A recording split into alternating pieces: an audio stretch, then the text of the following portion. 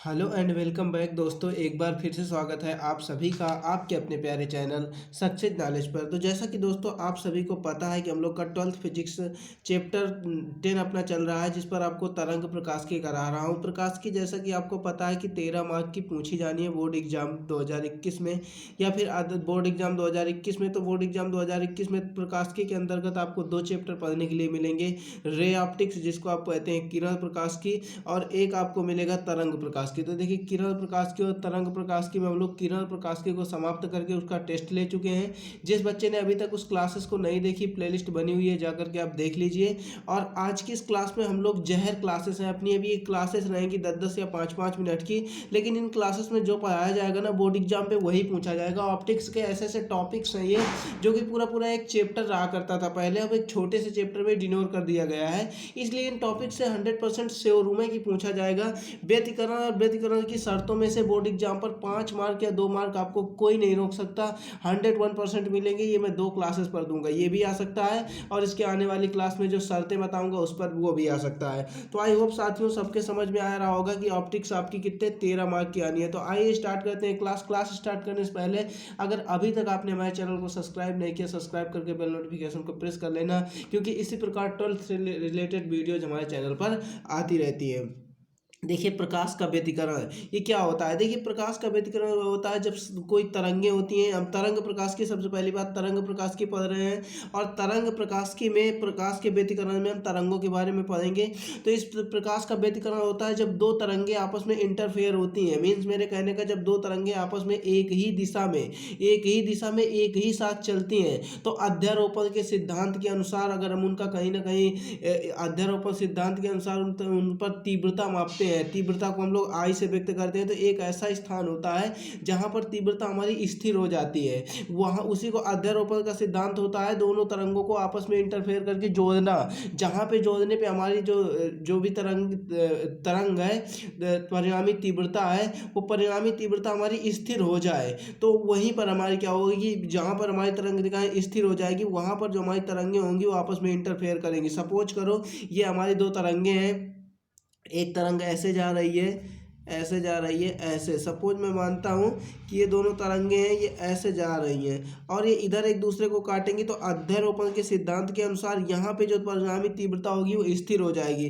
Suppose करो इसकी परिणामी तीव्रता I1 है और इसकी परिणामी तीव्रता I2 है, और इसकी मेन हो जाती है I हो जाती है, और हमें निकालना है प्रकाश का व्यतिकरण। तो प्रकाश का व्यतिकरण क्या होता है, आप सपोज करो यहाँ पे अध्यारोपण के सिद्धांत पर परिणामी तीव्रता स्थिर हो जाती है, तो यहाँ कम होगी, यहाँ ज़्यादा होगी, या फिर यहाँ ज़्यादा होगी तो यहाँ कम होगी। तो यही घटना क्या कहलाती है, प्रकाश का व्यतिकरण कहलाती है। अगर आपसे कोई पूछ लेता है डेफिनेशन में, तो आप बता देंगे कि जब कोई दो प्रकाश की तरंगे जब प्रकाश की दो तरंगे एक ही साथ, सबसे पहली बात यह है एक ही साथ एक ही दिशा में, किसके साथ, एक ही साथ एक ही दिशा में,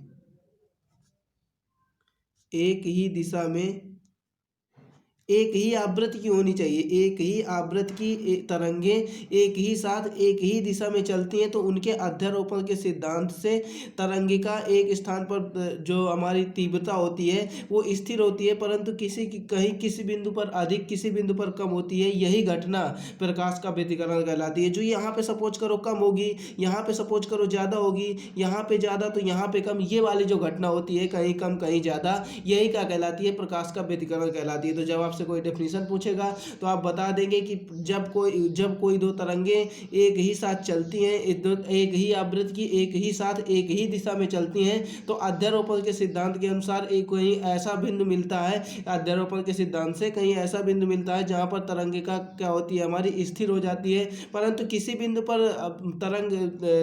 पर तीव्रता हमारी ज़्यादा और किसी बिंदु पर तीव्रता कम होती है। यही क्या कहलाता है, प्रकाश का व्यतिकरण कहलाता है। डेफिनेशन में यहाँ पे लिखूंगा, आपको चित्र बनाकर मैंने समझा दिया। यहाँ पे आप लिखेंगे जब प्रकाश की दो तरंगे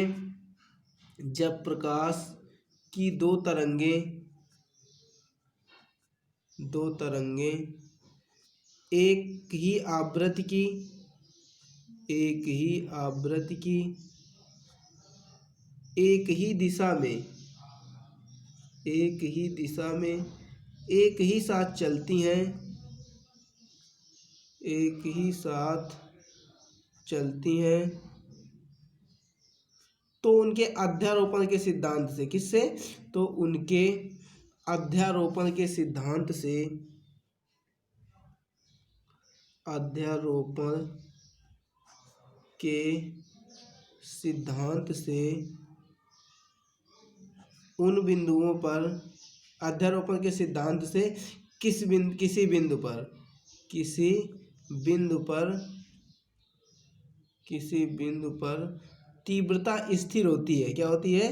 तीव्रता स्थिर होती है। परंतु परंतु किसी बिंदु पर कम तथा किसी बिंदु पर अधिक होती है। यही घटना किसी बिंदु पर कम तथा किसी बिंदु पर अधिक, तथा किसी बिंदु पर अधिक होती है, पर अधिक होती है। यही घटना प्रकाश का व्यतिकरण कहलाती है। प्रकाश का व्यतिकरण कहलाती है। जिसके समझ में ना आया हो कमेंट करके ज़रूर बताना। और देखिए यहाँ पे डेफिनेशन मैंने लिख दी है, आप स्क्रीनशॉट ले सकते हैं। एक बार फिर से समझा देता हूँ।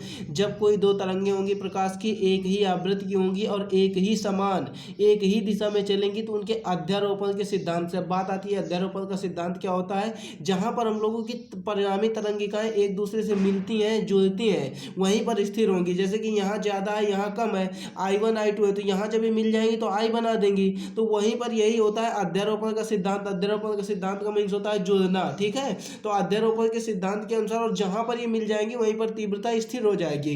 तो यह आप लिख देंगे अध्यारोपण के सिद्धांत के अनुसार किसी बिंदु पर तीव्रता स्थिर होती है और किसी बिंदु पर कम या अधिक होती है। यही घटना प्रकाश का व्यतिकरण कहलाती है। तो आज की क्लास में हम लोग प्रकाश के व्यतिकरण को पढ़ेंगे और नेक्स्ट क्लास में मोस्ट इंपॉर्टेंट क्वेश्चन होगा प्रकाश के व्यतिकरण की शर्तें, जो कि हर बार एग्जाम पर आता है, उसको पढ़ेंगे। तो उसकी क्लास का वेट कौन कौन कर रहा है, लाइक करना और कमेंट करके जरूर बताना क्लास का वेट किसे है।